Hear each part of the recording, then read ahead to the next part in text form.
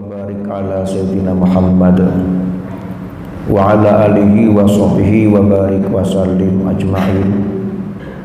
Wala haula wala quwwata illa billahil aliyil azim. Amma ba'du.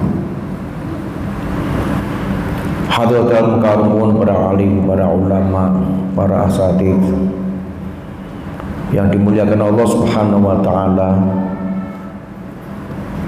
segenap pengurus Yayasan Masjid Baitul Azim yang saya hormati, segenap pengurus Dewan Kemakmuran Masjid Baitul Azim yang saya hormati, para jamaah sholat subuh, bapak-bapak dan ibu-ibu yang dimuliakan Allah Subhanahu wa taala.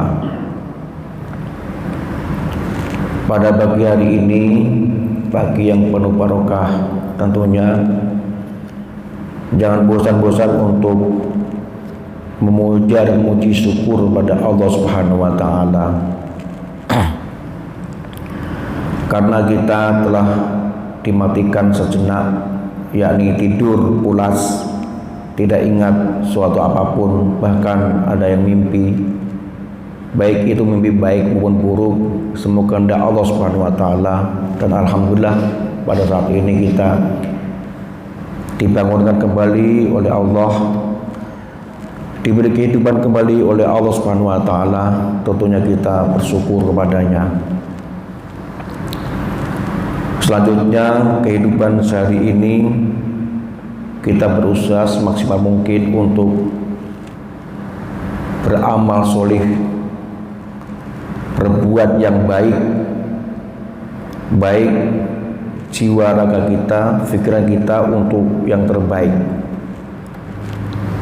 Setiap hari tentunya kita berbuat yang baik, sebagaimana fastabiqul khairat, berlomba-lomba mencari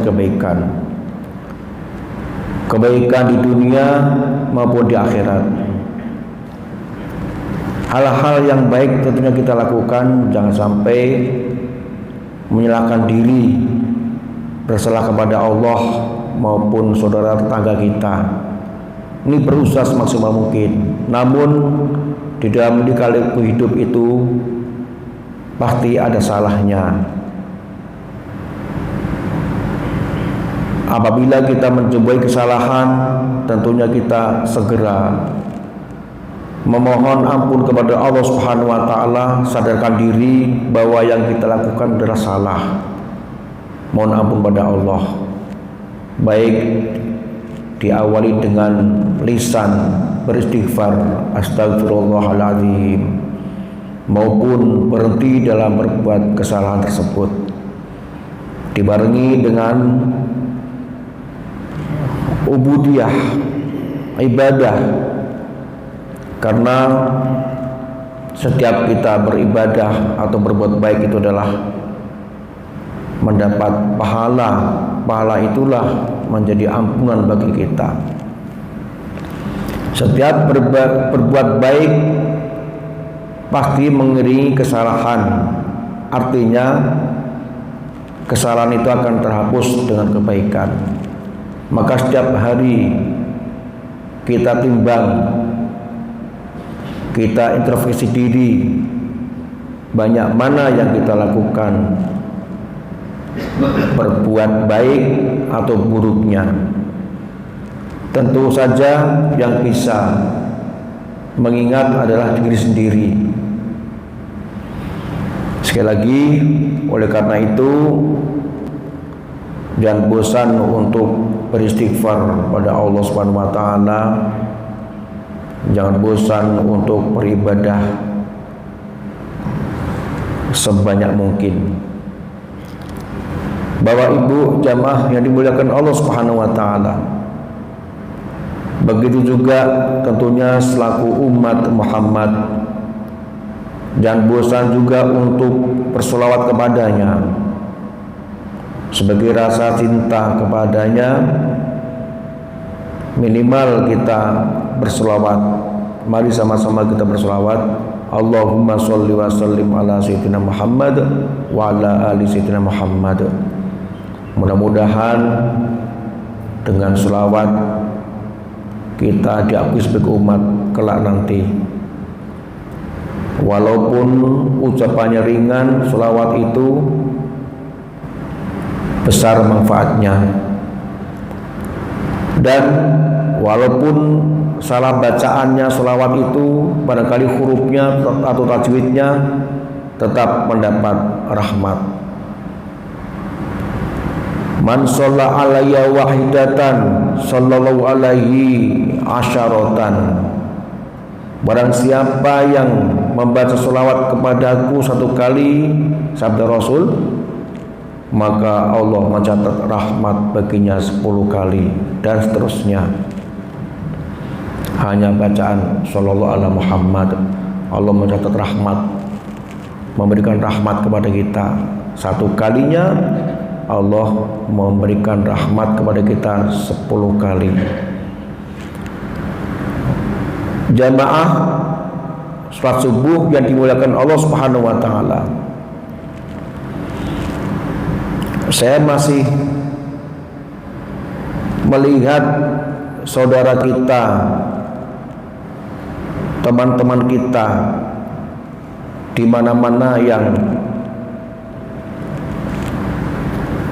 melakukan kemaksiatan terhadap Allah Subhanahu wa taala, yakni banyak orang-orang yang katanya untuk menghilangkan suntuk, menghilangkan capek dan sebagainya, sehingga meminum air khamr atau minum arak sehingga mereka mabuk-mabukan. Ini masih banyak yang kita jumpai di mana-mana, terutama sekali anak remaja-remaja. Katanya kalau tidak minum arak itu lebe ataupun cemen. Nah, dengan adanya minum itu mereka bangga bahwa berani mabuk, berani minum air arak atau khamr. Sebenarnya itu larangan keras dari Allah Subhanahu wa taala. Biarpun itu remaja, anak-anak, dewasa, yang jelas minuman khamr itu apabila kita minum haram hukumnya. Bahkan salah satu tanda-tandanya orang yang tidak akan masuk surga karena orang selalu minum khamr. Barangkali saudara kita mungkin yang dulu sering minum khamr, arak, baik itu untuk pestaria maupun untuk alasannya menghilangkan suntuk dan sebagainya, hindarkan jauh-jauh saat ini. Sengaja saya membawa kitab yang namanya kitab At-Targhibu wa Tarhib, yang artinya itu di dalam kitab ini menjelaskan tentang senangnya beramal dan takutnya beramal, seimbang, ada senang beramal, takut beramal. Artinya apabila kita beramal, di dalam hadis ini petunjuknya yaitu kita senang terus mendapat pahala atau mendapat kemuliaan apabila melakukan hal yang benar sebagaimana dalam kitab At-Targhibu wa Tarhib ini. Begitu juga sebaliknya, di dalam kitab ini juga menjelaskan hadis-hadisnya itu tentang takut apabila kita melakukan sesuatu. Adil kitab ini.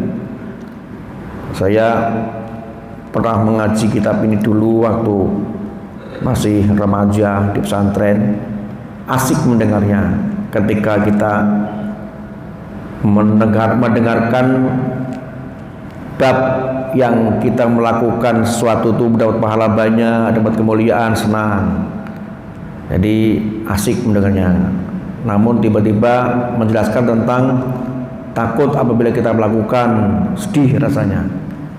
Sehingga sampai sekarang saya masih melekat ingatan waktu di pesantren. Nah, pada pagi hari ini kami akan jiplakkan hadis, beberapa hadis dalam kitab ini yang kita ingat setiap hari kehidupan kita ini nanti akan menyangkut di dalam kitab hadis ini. Wa qala sallallahu alaihi wasallam, salah satu la yadkhulunal jannah. Sabda Rasulullah, ada 3 kelompok la yadkhulunal jannah yang tidak akan masuk surga. Seperti kitab ini adalah kitab ini menjelaskan takut apabila kita melakukan, namanya at-tarhib. At-tarhib itu artinya kan menakutkan, takut ya. Jadi ada 3 golongan yang tidak bakal masuk surga. Siapa itu? Yang pertama adalah mudminul khamri, orang yang senang minum khamr atau arak. Setiap hari kalau tidak minum arak katanya lemas atau tidak semangat, padahal ini hukumnya haram.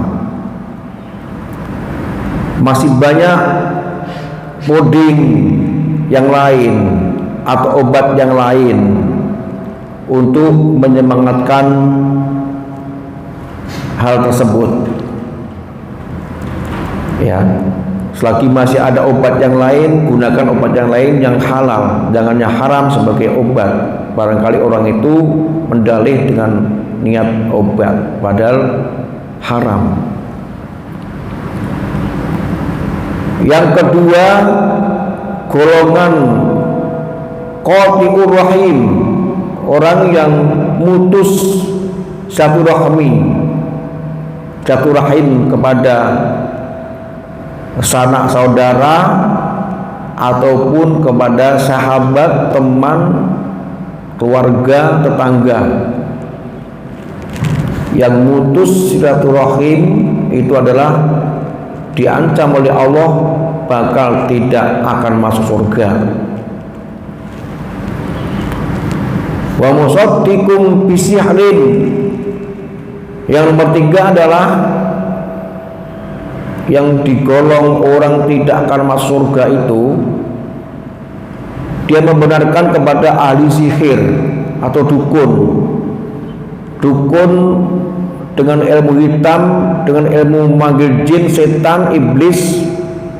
Mereka percaya kepadanya ya, kecuali tabib itu ya semacam dukun tapi pengobatan secara islami yang digunakan dengan ilmu Allah, Al-Quran maupun amalan-amalan baik. Contoh tabib itu adalah orang pintar dengan akidah Islam. Saya pergi ke tempat seorang yang biasanya itu diminta obat atau doa kepada seorang, sehingga apabila diberi air kemudian diminumkan dengan izin Allah sembuh, itu tabib. Pengobatan secara agama. Jadi sering juga banyak orang ke tempat saya itu kadang-kadang, Pak, ini anak saya setiap hari nangis terus setiap malam, minta doa Pak, minta airnya. Nah, karena hal seperti itu kalau tidak diberi kasihan ya, sehingga langsung saya tawakal kepada Allah saja. Ya Allah, Engkau yang memberikan segala sesuatu kepada hamba-Mu, mohon anak tersebut diberikan ketenangan ya Allah. Barangkali ada hal yang tidak berkenan kepada anak tersebut, hilangkan ya Allah dengan izin-Mu ya Allah. Kemudian ambil air, ditiupkan saja. Barangkali baca-baca apa nggak tahu dengan ayat Allah itu. Alhamdulillah, informasinya Pak, anak saya udah diam, tenang sekarang. Alhamdulillah. Ya, begitu. Itu namanya penguatan secara agama, secara akidah dengan ilmu Allah Subhanahu wa taala. Itu boleh-boleh saja. Jangan dikatakan wah, katanya minum air sembuh, syirik itu, percaya pada air, bukan itu maksudnya. Hanya lantaran air Allah menyembuhkan, seperti itu. Lain kalau yang percaya dengan sihir itu, sampai di sana ke tempat orang yang ahli sihir itu, kemudian disuruh ritual atau membuat sajen, motong kerbau misalkan, kemudian untuk hantu yang ada di sana, nanti hantunya akan muncul, ya itu termasuk orang ahli sihir. Nah, orang semacam itu diancam oleh Allah tidak bakal masuk surga.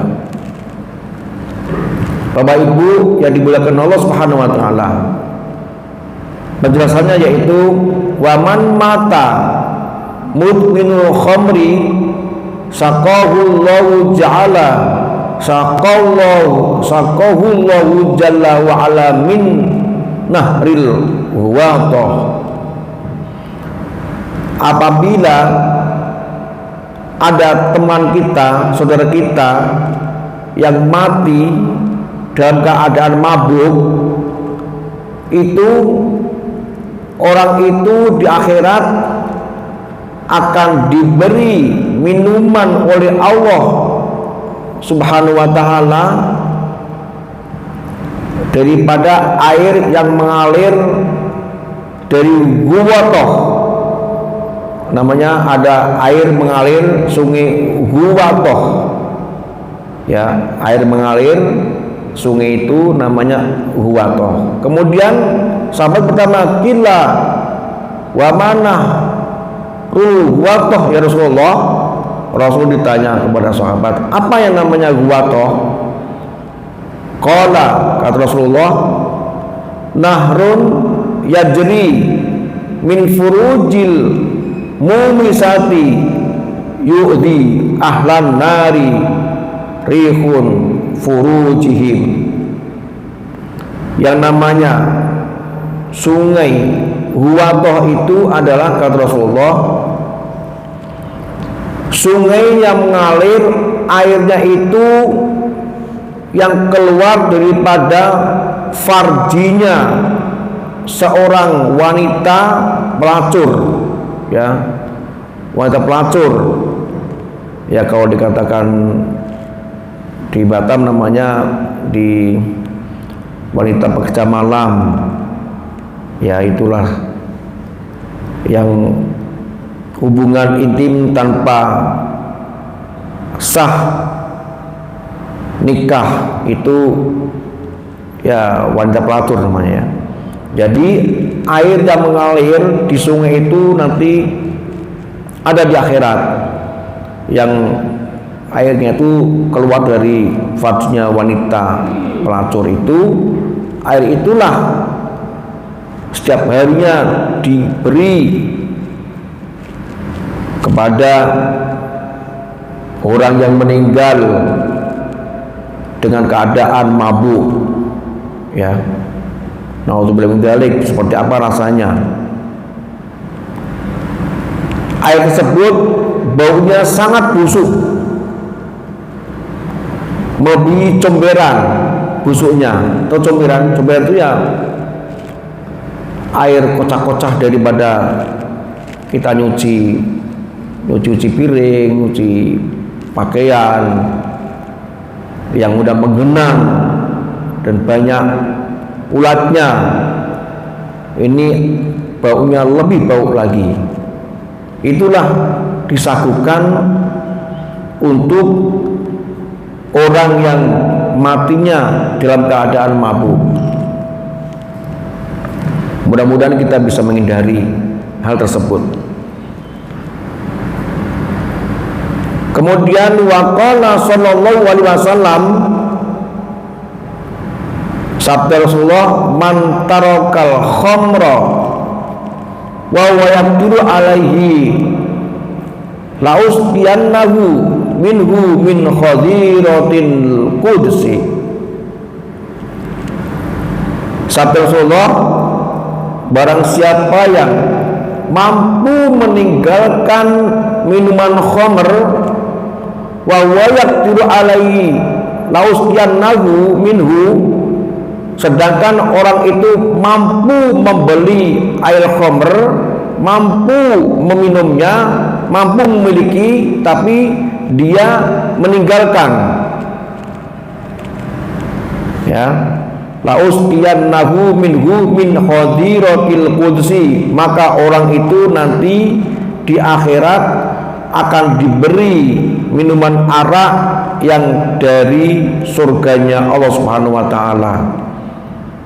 Jadi intinya di dunia kita ini harus menahan. Apabila kita ingin merasakan rasanya seperti apa khamr itu, ya tahan aja. Walaupun kita mampu membeli minuman keras, tapi kita tidak meminumnya dan tidak memberikan kepada orang lain, menahan, maka orang itu nanti akan diberi hadiah oleh Allah di surganya, akan diberikan khamr oleh Allah, khamr yang ada di surga, ya. Tahan kita, jangan sampai kita minum secukupnya pun, gitu. Jadi kalau orang udah tahu seperti ini, dari mulai ngajinya dulu itu hati-hati. Nanti kalau minum khamr wal mustaqu, nanti di akhiratnya akan dikasih minum air dari virginnya, ya, wanita pelacur, dan nanti pun di surga tidak akan mendapat khamr yang nikmatnya luar biasa di surga dan sebagainya, sehingga bisa menahan tidak meminumnya akhirnya. Wa man tarakal harira wa huwa yaqdiru alaihi la aqsuwannahu iyahu fi khadiratil qudsi. Dan begitu juga yang hukumnya sama ini, barang siapa yang bisa meninggalkan pakaian sutra yang asli, wa huwa yaqdiru alaihi, padahal mereka masih mampu membelinya, mampu atau bisa memakainya, kemudian orang itu menahan tidak membeli dan tidak memakainya, orang itu nanti di akhirat akan mendapat pakaian surga, pakaian sutra yang ada di surganya Allah Subhanahu wa taala. Jadi kain sutra yang asli itu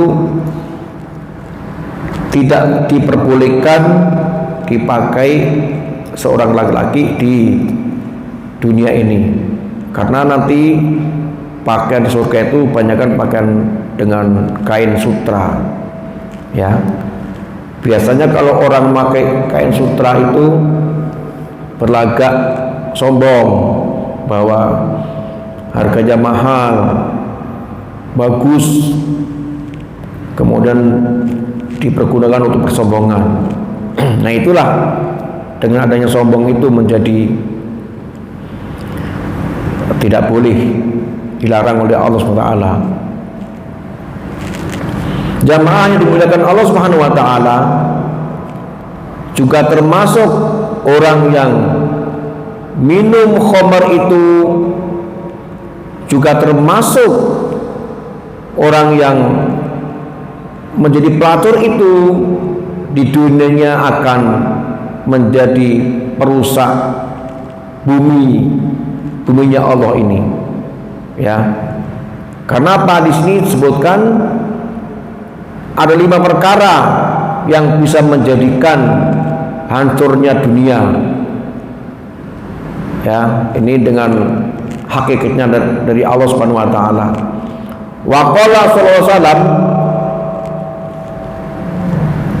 telah bersabda Rasul sallallahu alaihi wasallam, "Idza stahallat ummati khamsan fa alaihimud damar." Ketika 5 golongan itu sudah menghalalkan hal-hal tersebut, maka hancurlah negara maupun dunia,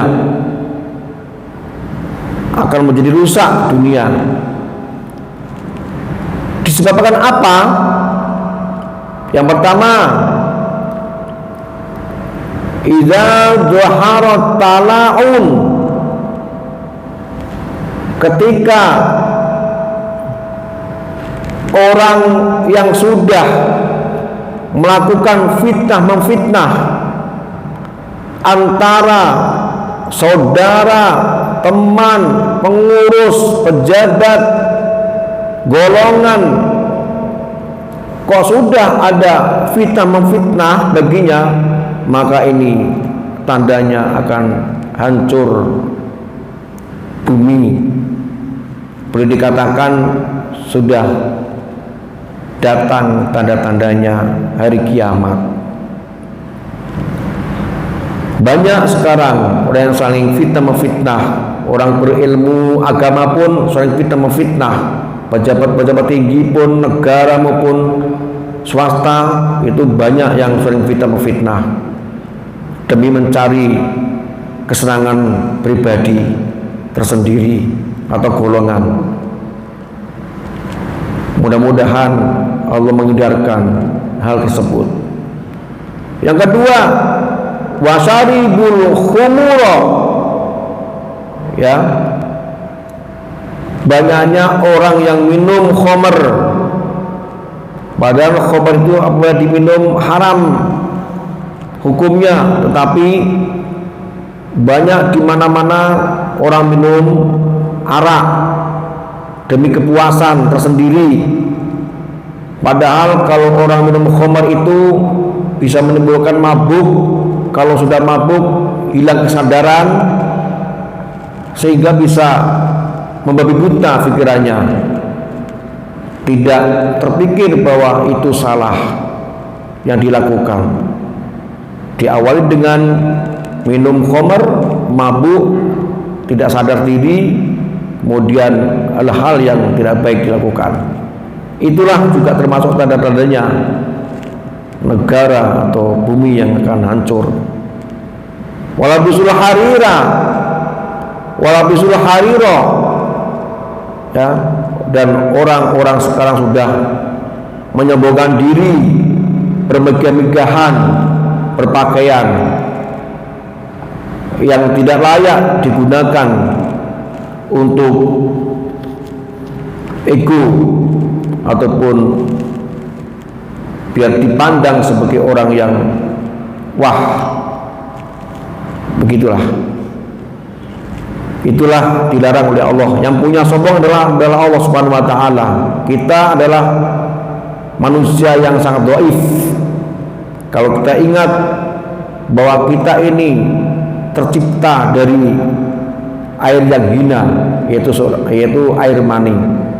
Kembali kepada seperti itu, maka kita bisa rendah diri, kembali mengingat kepada kekuasaan Allah Subhanahu wa taala. Wa takhudul qiyana, ya,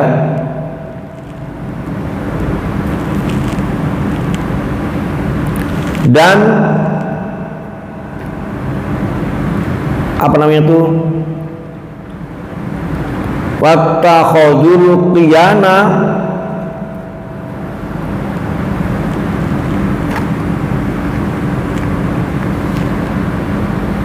orang sekarang sudah main-main dengan penyanyi, ya. Kalau orang Jawa biduan, penyanyi yang wanita. Wa takhudul qiyana adalah orang yang suka bermain dengan penyanyi-penyanyi wanita. Itu timbulnya atau banyaknya penyanyi-penyanyi wanita di mana-mana. Itulah tanda-tandanya hari kiamat. Namun ini penyanyi bukan penyanyi selawat, ya penyanyi lagu-lagu amburadul barangkali, sehingga bisa mengakibatkan orang yang menyaksikan itu lupa daratan, lupa agama, lupa lautan, lupa akhirat dan sebagainya. Kemudian yang bisa menghancurkan bumi dan termasuk salah satu tanda-tandanya hari kiamat, waqtafar rijalu birijali, kesenangan seorang laki dengan lelaki, ya, antara laki dan laki bersenang-senang. Artinya bukan senang minum-minum, yaitulah seperti berhubungan sama jenisnya, seperti itu. Banyak sekarang di mana-mana negara-negara asing sudah terjadi hal tersebut. Bahkan waktu itu di Indonesia sendiri akan dilegalkan, ternyata banyak yang protes, kemudian tidak jadi. Yang terakhir, wanisa'u binisa, atau dikatakan lesbian. Seorang wanita dengan wanita bersenang-senang, berbuat apa namanya ya, bersetubuh antara wanita dengan wanita, apa namanya, bersetubuh ya. Jadi lesbian itu ya bersenang-senang dengan jenisnya sendiri, entah bagaimana yang dilakukan, Allah alam itu. Yang jelas yang seharusnya bersenang-senang dengan lain jenis, dengan halal, tetapi ini malah sama jenisnya berbuat senang-senang di luar agama. Inilah termasuk salah satu penghancur bumi atau dunia, dan salah satu tanda-tandanya hari kiamat yang sudah dekat. Oleh karena itu, mari kita yang masih sadar seperti ini, hal-hal yang kami sampaikan tadi sebagaimana sabda Rasulullah, kita hindari sejauh mungkin. Perbaikilah perbuatan kita setiap harinya, terus menerus untuk berbuat yang baik, terus menerus kita belajar dan belajar. Mudah-mudahan dengan belajar itu kita berhasil berubah menjadi perbuatan yang baik.